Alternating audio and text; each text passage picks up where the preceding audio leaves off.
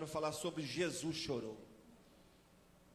Quando nós olhamos na palavra chorou no grego, irmãos, é klaio. E klaio significa lamentar, chorar, lacrimejar, chorar em baixa voz.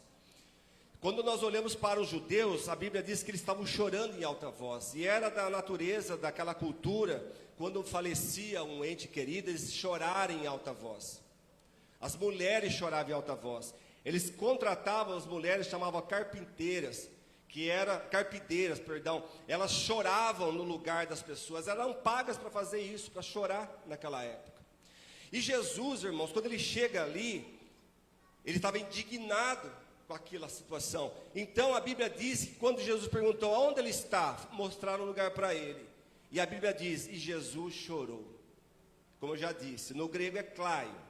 E klaio, irmãos, aqui é um choro diferente do ser humano. É um choro que sai de dentro, irmãos, mas não tem palavras. É um choro angustiante, é um choro em voz baixa, é um choro de um amor muito grande pela tristeza de uma pessoa que morreu. Isso só comprova que Jesus não era só Deus, mas ele era humano também. E Jesus não estava fingindo que ele era humano também. Ele era 100% homem, 100% Deus.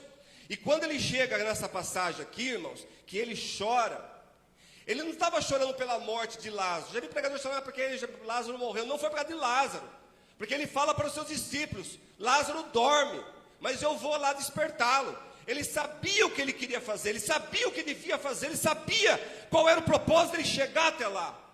Ele sabia que ele ia ressuscitar o Lázaro, o amigo dele, do qual a irmã é Maria, que ungiu os pés de Jesus e enxugou com o seu cabelo. Ela ungiu Jesus, ele amava aquela família, ele amava Marta, Maria e Lázaro. Era um amor excepcional.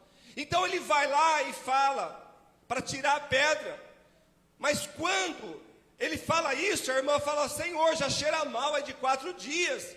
Lembrando que lá atrás, nos versículos lá atrás anteriores, diz que ele, sabendo que Lázaro estava enfermo, ficou ainda mais 2 dias aonde estava. Lembra-se que ele ficou 2 dias. Então, irmãos, ele sabia o que tinha que fazer. Se ele tivesse ido lá naquele momento, a glória não seria tão grande assim. Você está entendendo o que Deus está falando com você?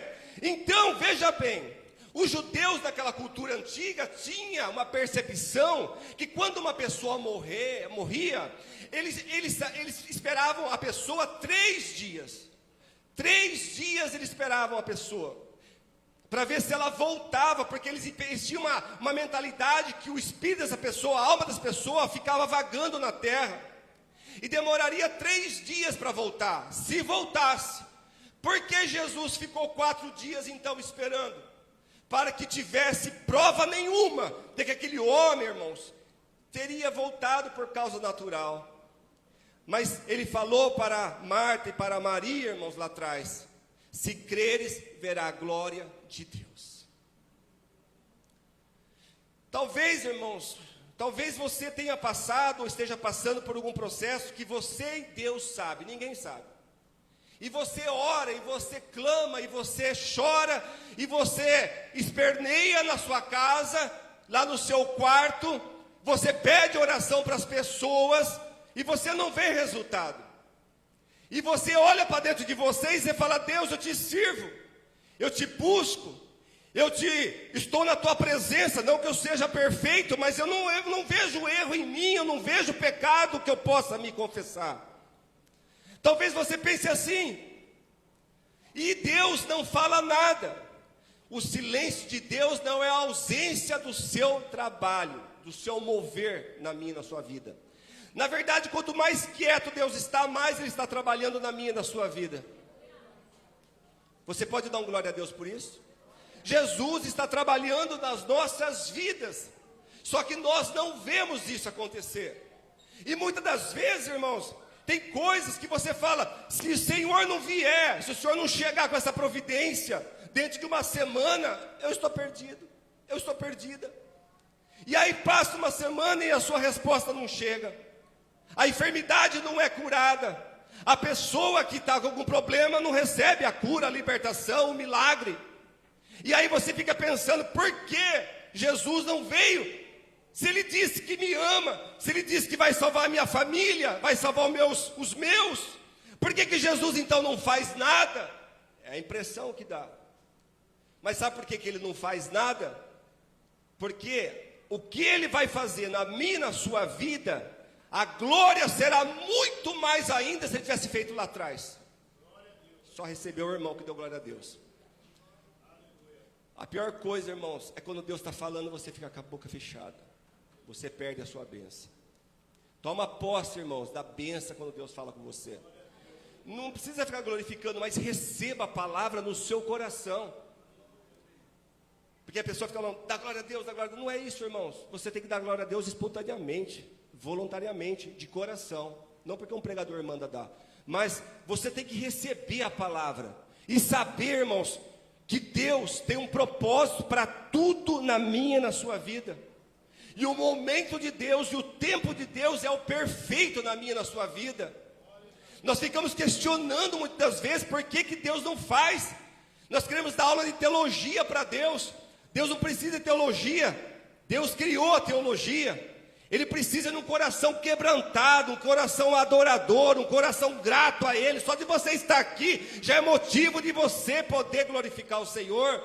Quantas pessoas estão no UTI nesse momento entubado? Quantas pessoas estão num lugar aqui, debaixo de uma ponte, irmãos, nesse momento? E você está aqui com o seu carro lá fora, bem arrumado, e você não abre a boca para glorificar o Senhor. Então, irmãos, pare e pensa um pouco, seja um pouquinho mais grato a Deus. Só um pouquinho mais grato a Deus, por Ele ter tirado você e eu da porta do inferno, irmãos. Nós estávamos no inferno. Se Jesus não fosse buscar nós, estávamos perdidos. Ele diz, eu sou o caminho, a verdade e a vida. E ninguém, ele fala, vai ao Pai se não for através de mim. Então, é muito sério as coisas de Deus. E aí, ele diz, tirai a pedra. Então foram e tiraram a pedra. Existe uma parte que Deus faz, mas existe uma parte que você tem que fazer. Ele podia falar assim, pedra, rola para... Porque era uma pedra redonda, grande. Tinha que várias pessoas empurrar essa pedra, que corria num trilho. Era assim a tumba daquela época. Não é como hoje que joga a terra, abre o buraco e joga a terra dentro, não. Então, a pessoa ficava dentro de uma gruta. E aí, irmãos, o que acontece? Ele fala, tirai a pedra. E aí as pessoas vão lá e tiram a pedra, os homens, porque era pesado. E aí ele dá o grito, Lázaro, sai para fora. E ele sai, irmãos, todo enfaixado, como fosse uma múmia. Como ele saiu, eu não sei. Se ele saiu levitando, flutuando, eu não sei. Eu só sei que quando Jesus fala, até a morte obedece. Quando Jesus, o autor da vida, fala, até a morte foge, irmãos. Tem que obedecer. Então, se Deus ressuscitou um morto, não pode salvar o teu filho, a tua filha? Se Jesus ressuscitou um morto, não pode entrar com uma providência que você tanto espera? Não pode reatar, às vezes, o mau casamento que anda fluindo, a vida financeira que anda enroscada? Eu não sei o que está acontecendo com você, o trabalho que as portas não se abrem. Será que Jesus não pode fazer isso por você? Aquele que disse, sai para fora um homem morto já há 4 dias. E por que fazemos Deus tão pequeno assim nas nossas vidas e nossos corações? Quando Deus é o Criador de tudo, não havia nada antes dele. Ele era e ele há de ser tudo e tudo para todas as coisas. Amém? Eu agradeço essa oportunidade, que Deus possa falar melhor no seu coração. Deus abençoe, as palmas louvam ao Rei dos Reis e o Senhor dos Senhores.